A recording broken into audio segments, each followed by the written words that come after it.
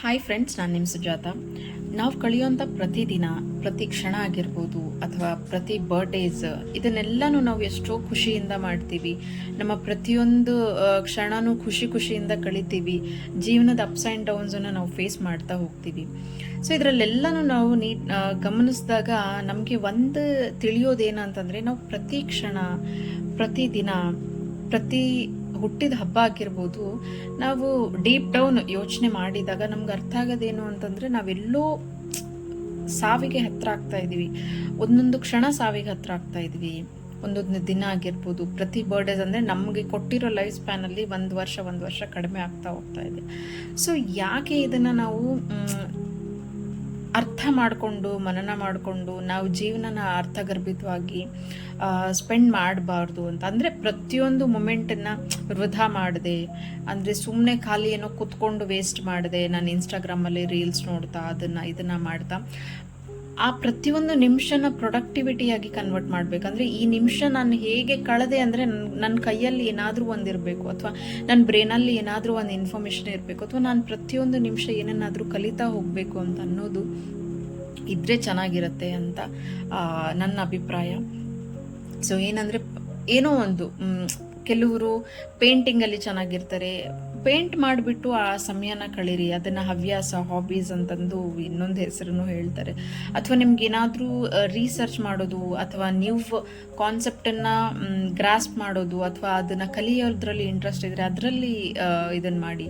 ಪ್ರತಿಯೊಂದು ನಿಮಿಷನ ಅರ್ಥಗರ್ಭಿತವಾಗಿ ಸ್ಪೆಂಡ್ ಮಾಡಬೇಕು ಅಂತ ಅನ್ನೋದು. ನಾಳೆ ನಾವಿದ್ರೂ ಇಲ್ಲ ಅಂದ್ರೂ ಇದಿಷ್ಟು ಇವ್ರು ಮಾಡ್ತಿದ್ರು, ಅದನ್ನು ಕೈಯಲ್ಲಿ, ಅಂದರೆ ನಮ್ಮ ಜೀವನನ ಅಟ್ಲೀಸ್ಟ್ ಬರೀ ಫೋಟೋ ನೋಡಿ ಅದು ಆ ಥರ ಅಲ್ಲ, ಏನೋ ನಮ್ಮಿಂದ ಒಂದು ಬಂದಿರೋ ಸ್ಕೆಚ್ಚನ್ನ ನೋಡಿದರೆ ಓಕೆ, ಇಷ್ಟು ಟ್ಯಾಲೆಂಟ್ ಇವರಲ್ಲಿತ್ತು, ಇಂಥ ಪರ್ಸ್ನಾಲಿಟಿ ಇವರು, ಅಥವಾ ನೀವೇನೋ ಒಂದು ಬುಕ್ ಬರೆದಿದ್ದೀರಾ ಅಂದ್ಕೊಳ್ಳಿ, ಒಂದು ಕಂಟೆಂಟನ್ನು ಚೆನ್ನಾಗಿ ಬರೆದಿದ್ದೀರಾ ಅಂತ ತಿಳ್ಕೊಳ್ಳಿ.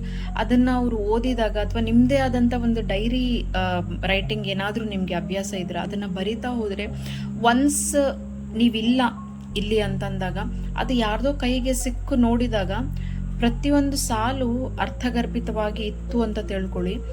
ಒಂದೊಂದು ಸಾಲು ಅವ್ರ ಜೀವನದಲ್ಲಿ ಯಾವುದೋ ಒಂದು ಸಿಚುವೇಶನಲ್ಲಿ ಕಷ್ಟದಲ್ಲಿದ್ದಾಗ ಅದನ್ನು ಓದಿದರೆ, ನೀವು ಯಾವತ್ತೋ ಯಾವುದೋ ಪಾಯಿಂಟಲ್ಲಿ ಬರೆದಿರೋದು ಆ ವ್ಯಕ್ತಿಗೆ ಮುಂದೆ ಇನ್ಯಾವತ್ತೋ ಅದು ಸೊಲ್ಯೂಷನ್ ಆಗುತ್ತೆ, ಅಂದರೆ ಪರಿಹಾರ ಆಗಿ ಮಾರ್ಪಾಡಾಗುತ್ತೆ. ಕೆಲವೊಬ್ರು ದುಃಖದಲ್ಲಿರ್ತಾರೆ, ಸೊ ನೀವೇನೋ ಬರೆದಿರ್ತೀರ, ಆ ದುಃಖದಲ್ಲಿ ಎಲ್ಲೋ ಒಂದು ಕಡೆ ನೀವು ಬರೆದಿರೋದು ಲೈನ್ಸ್ ಅವ್ರಿಗೆ ಸಾಂತ್ವನ ಕೊಟ್ಟರೆ ಅದು ಎಷ್ಟೋ ಅಂದರೆ ಅದು ನೀವು ಹುಟ್ಟಿದ್ದಕ್ಕೂ ಅಲ್ಲಿ ಒಂದು ಮೀನಿಂಗ್ ಸಿಕ್ಕಷ್ಟು ಆಗುತ್ತೆ. ನನಗೆ ಎಷ್ಟು ಅರ್ಥ ಆಗುತ್ತೋ ನಾನು ಅಷ್ಟೇ ಹೇಳ್ತಾ ಇದ್ದೀನಿ. ಸೊ ನಾನು ಹೇಳೋದು ಪಾಯಿಂಟ್ ಏನಂದರೆ, ಪ್ರತಿಯೊಂದು ನಿಮಿಷನೂ ವೇಸ್ಟ್ ಮಾಡಬೇಡಿ. ಅದನ್ನು ಎಷ್ಟಾಗುತ್ತೋ ಅಷ್ಟು ಅರ್ಥಗರ್ಭಿತವಾಗಿ, ಪ್ರೊಡಕ್ಟಿವ್ ಆಗಿ ಸ್ಪೆಂಡ್ ಮಾಡಿ. ಏನಾದರೂ ಒಂದು ಒಳ್ಳೇದು ಮಾಡಿ, ನಿಮ್ಮ ಟ್ಯಾಲೆಂಟನ್ನು ನೀವು ಹೊರಗಡೆ ಹಾಕಿ, ಅಥವಾ ಹೊಸದನ್ನು ಕಲೀರಿ, ಅಥವಾ ಬೇರೆಯವರಿಗೆ ಟೀಚ್ ಮಾಡಿ, ಬೇರೆಯವರಿಗೆ ನಾಲೆಜ್ ಕೊಡಿ, ಯಾವ ಥರನಾದರೂ ಆಗಿರ್ಬೋದು. ಬಟ್ ಟೈಮ್ ವೇಸ್ಟ್ ಮಾತ್ರ ಮಾಡಬೇಡಿ ಅಂತ. Because every minute, every moment we are nearing to death. So ಇದನ್ನು ನಾವು ಅರ್ಥ ಮಾಡಿಕೊಂಡು, it is not a sorrow point, because every creature has an end and beginning. So ಅದನ್ನು ನಾವು ಸಾರೋ ಪಾಯಿಂಟ್ ಥರ ನೋಡಬಾರ್ದು. It's a very casual point, so quite common ಅಲ್ಲ. So ಅದನ್ನು ನಾವು ಸ್ವಲ್ಪ ನೀಟಾಗಿ, ಅರ್ಥವಾಗಿ ಜೀವಿಸಿ ತೋರಿಸೋಣ ಅಂತ. ಸೊ ಈ ಕಂಟೆಂಟ್ ಏನಾದರೂ ನಿಮಗೆ ಇಷ್ಟ ಆಗಿದ್ದರೆ ಆದಷ್ಟು ನಿಮ್ಮ ಫ್ರೆಂಡ್ಸ್ ಆ್ಯಂಡ್ ಫ್ಯಾಮಿಲಿಗೆ ಶೇರ್ ಮಾಡಿ.